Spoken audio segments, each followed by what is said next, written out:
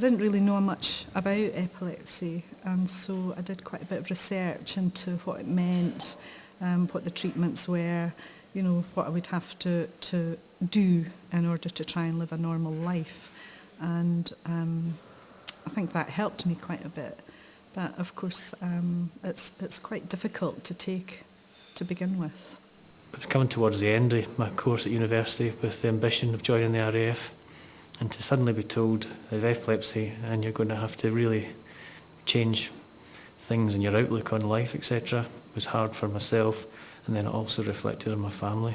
When you see your child having an attack, an epileptic fit, it's heartbreaking.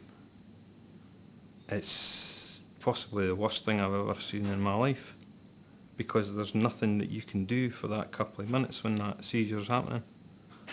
You just have to hope and pray that they come out the other side okay. After I've had a seizure, I am usually very, very low, and I lose all of my self-confidence. It can take me about 4 or 5 weeks to build my self-confidence back up again.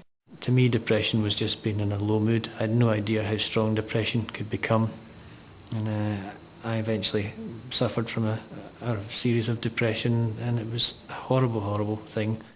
Jamie was struggling really hard to come to terms with his epilepsy and how it was affecting his day-to-day life. And a few years ago he started having really dark feelings and dark thoughts. He was displaying them by mood swings, drawing really dark pictures and talking about death a lot. He then tried to take his own life, and it was due to his epilepsy and everything. After doing some ironing, came to realising something wasn't quite right, a bit nervous that I'd had a seizure. It turned out that I had given myself a category 1 burn on my 4 fingers, so the doctor reckoned that I'd been holding the iron for anything up to 30 seconds during a seizure. My epilepsy has had a massive impact on my driving. Over the last 14 years or so, I think I've been medically disqualified from driving as much as I've been able to drive during that period. The longest ban I've had has been 3 years, which has been a consequence of some horrors I had during the day to begin with. Now, that has real consequences for me, but I'd have to say actually more so for my family. I was at a wedding one time, and I had a seizure in the middle of the ceremony.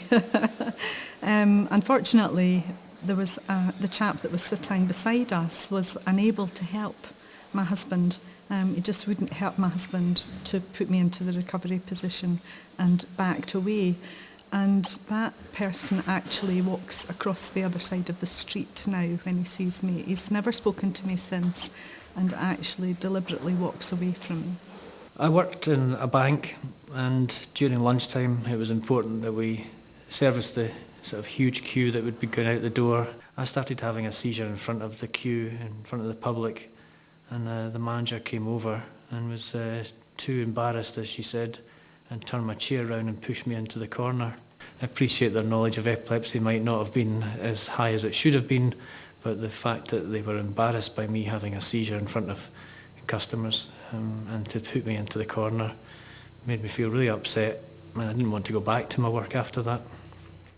Epilepsy Scotland have come into the workplace and provided awareness training for colleagues and workmates, which has proved very helpful.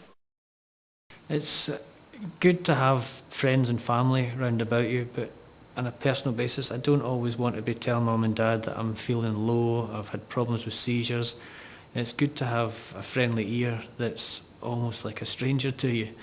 And so I used Epilepsy Scotland's helpline and spoke to a girl at the time and told her exactly how I was feeling, what had happened, and with her knowledge of epilepsy, she gave me answers and support and a way to look forward to the future. Epilepsy Scotland really took on board what I was looking for, and Epilepsy Scotland then paved the way for me, gave me the answers I was looking for, made me feel secure about myself, safe within myself, allowed me to be Ross Bennett again.